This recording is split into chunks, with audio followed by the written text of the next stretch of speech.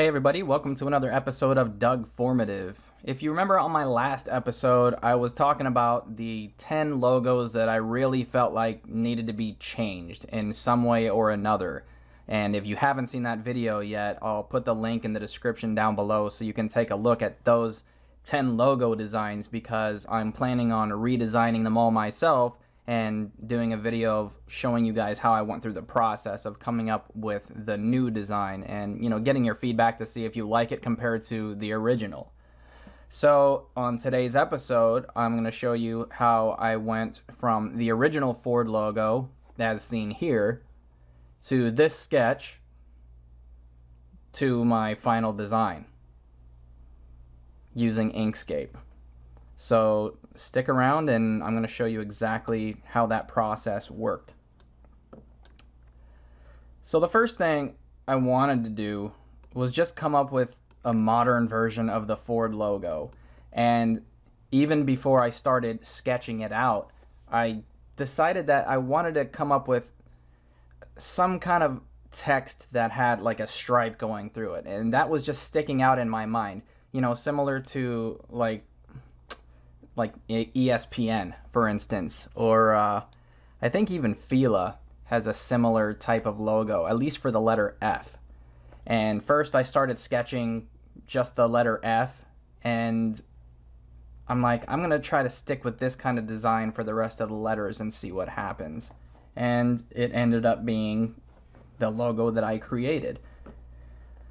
Now, if you see here, these are 4 different variations that I came up with for the logo. The top one being basically just the original sketch, and the others I ended up doing a variation of this original design. So now what I want to do is show you how I created it in Inkscape.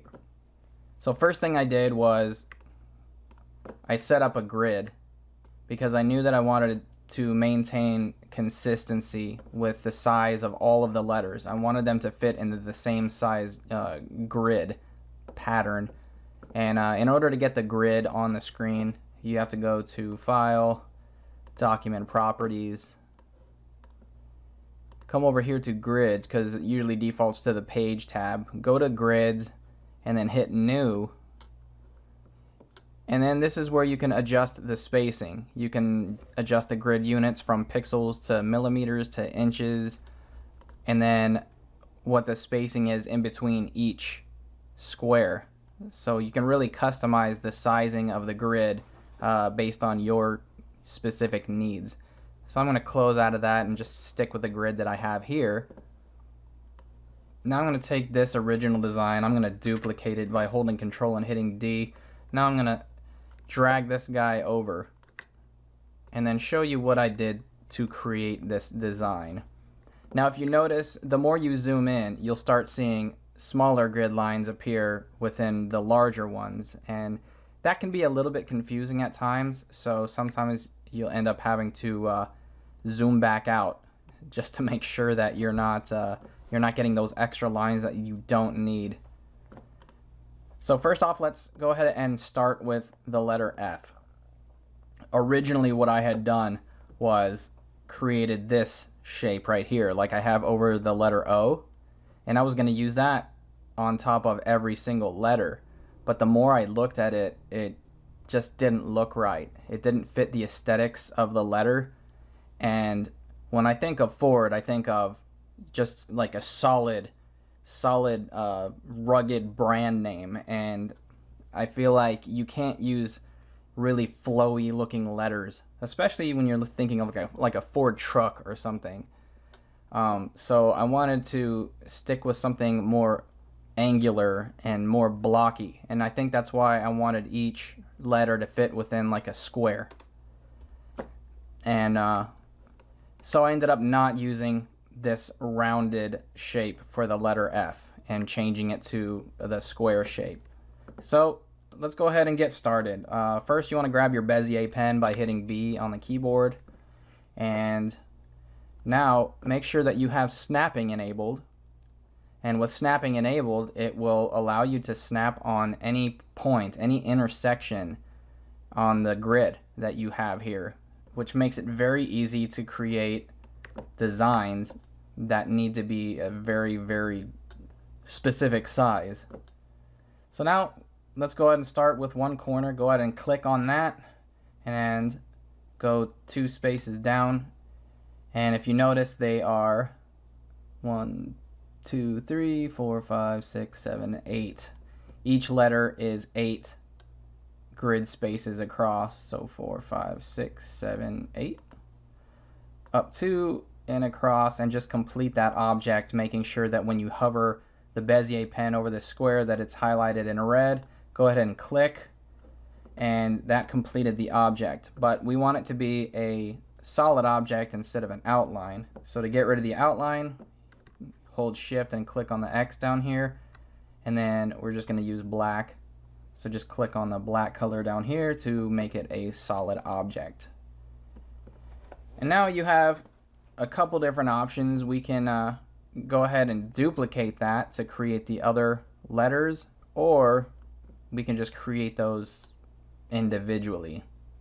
I think I'm just going to create those individually. So what I'm going to do is just go ahead and complete the letter F by starting 1 space below, going down 1, 2, 3, 4, 5, 6, across 3,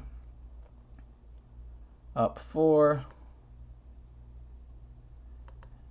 over 5, and then do the same thing we did before. Hold shift and click on the X to get rid of the outline, and click on the black color to fill it in with black. Okay, now what we can do is hit S on the keyboard to grab our selector tool, and we can go ahead and duplicate this shape from the top of the F here by holding Control and hitting D on the keyboard. Now we can hold Control and slide this over. Don't worry about it not connecting with the F at this point, because that's just going to cause confusion. So now what we want to do, in order to get rid of this corner here, we want to create a circle that is 1, 2, so 3, 4.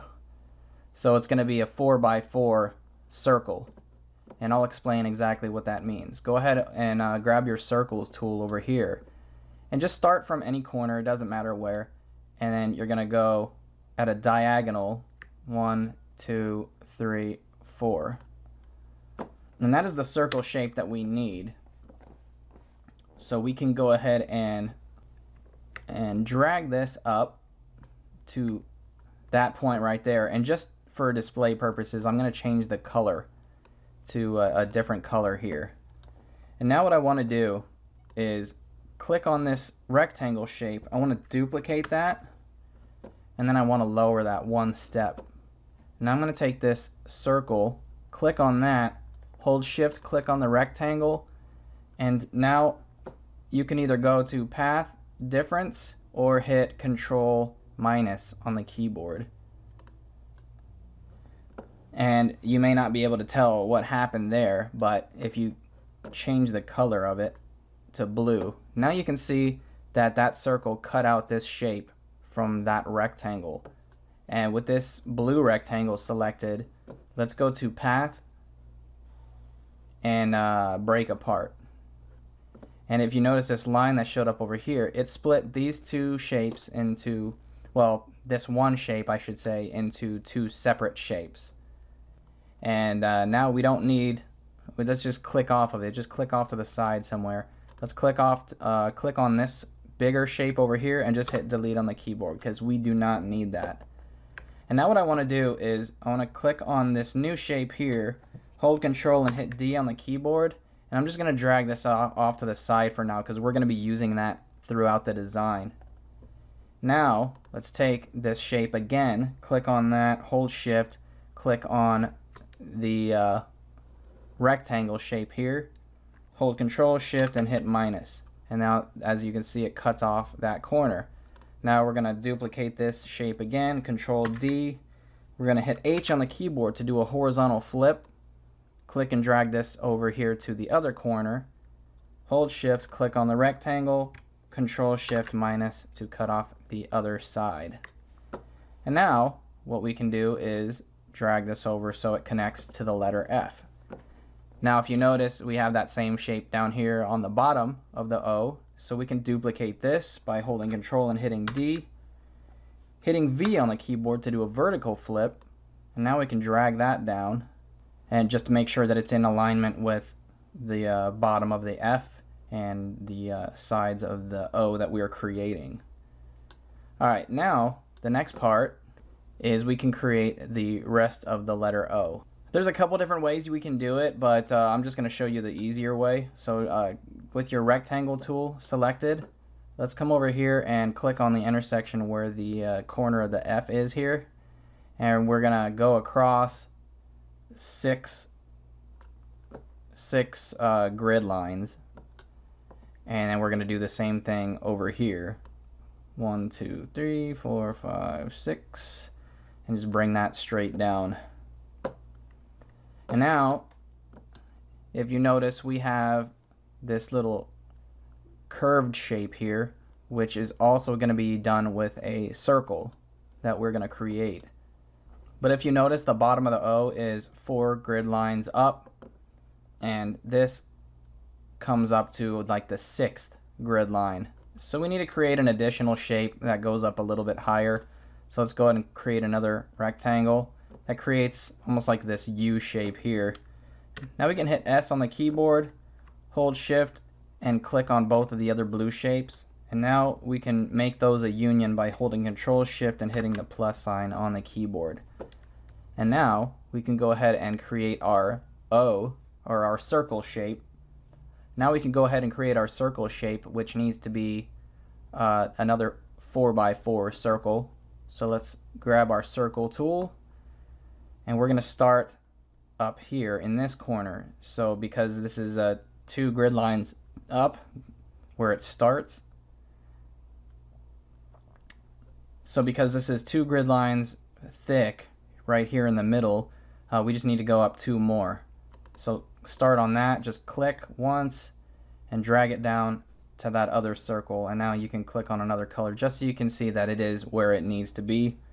Let's hit S on the keyboard to grab our selector tool, hold Shift, click on this blue object here, Control Shift minus to create that U. And now we need to make this a union with the rest of the letter O by holding Shift, clicking on the bottom of the O here, Control Shift and plus. And now our O is completed. Now let's go ahead and duplicate the top of the F one more time by hitting Control D, and now we can click and drag this over, connecting it with the corner of the circle, or the O, over here. And we need to cut off the corner over here like we did with the O. So let's click on this blue shape over here, Control D to duplicate it, H to do a horizontal flip, click and drag this over here and line it up with the corner, the top right corner. Shift click the rectangle, Control Shift minus to get rid of that corner.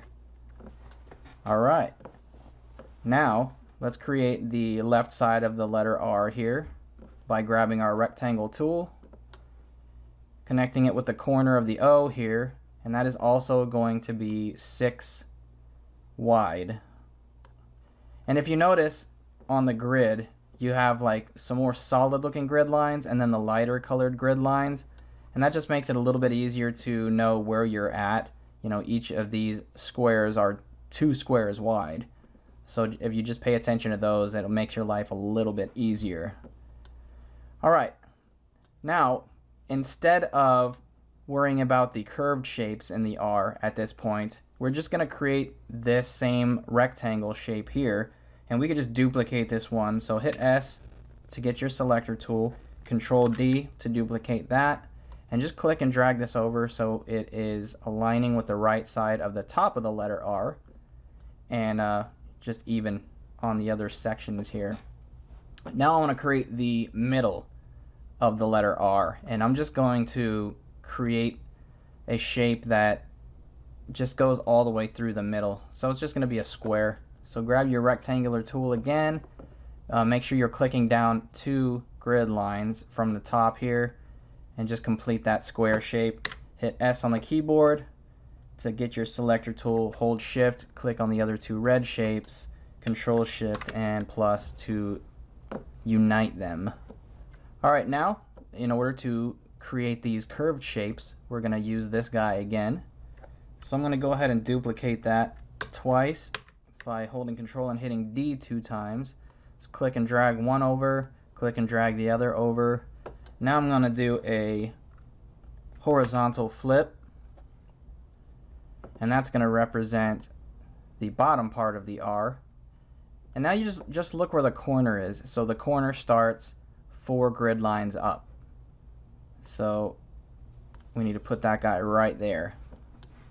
And we can go ahead and cut that shape out now by holding shift and clicking on the red object, control shift minus. Now with this guy, we want to do a horizontal flip and a vertical flip by hitting the letter V on the keyboard. Now we can click and drag this over to this area. Shift click on the red object, control shift minus to cut it out. Now what we need to do is, we've been using this object here to cut out curves, but in this case, here and here, we need to add a curved shape. And how we do that is, first we need to fill in this closed off area by grabbing the rectangles tool, and let's just create a square right there and make it a different color. Let's just make it green. Now we want to grab our circle tool, and we want to make a circle shape that is 4 by 4. So just grab from up here, click and drag it down to this corner, and let's just change that to orange so you can see what we're doing here. Hit S on the keyboard to get the selector tool. Hold shift, click on the green object. Alright, let's try that again. Click on the circle, hold shift, click on the square. Now you can see that both are selected. Control shift minus to create that arc shape right there. And because we're going to be using that again, let's go ahead and control D to duplicate that. Drag that up here out of the way. So now we can take this green object, hold shift, click on the red object, hold control shift and plus to combine that. Now we have this top part of the R. Let's click on the green object, control D to duplicate it, hit V to do a vertical flip, click and drag this guy down to this corner over here, hold shift, click on the red object, control shift plus to add that to the letter R. Now our letter R is done. Now if you notice, the D and the R have the exact same top shape. So let's go ahead and click on the top shape of the letter R here. Control D to duplicate it and just click and drag that over. Now we're going to grab our rectangle tool like before, and we're going to go and create a rectangle to do the back side of the D. Hold or hit the S on the keyboard, control D to duplicate it, and then click and drag this over to the right side here. And now we're going to do like we did before, just fill in this spot for the bottom of the D by grabbing our rectangle tool, clicking here and completing that square, that 4 by 4 square here. Now we're going to grab our selector tool by hitting S on the keyboard. Let's grab this green object over here. And we don't need to use this anywhere else on this object, so we don't have to duplicate it. We can just take this one and drag it down here to this corner. Hold shift, click on the orange object, control shift plus. Now we can shift click on the orange object, control shift plus to combine all those. And don't worry about what color it is, that's not important at this point.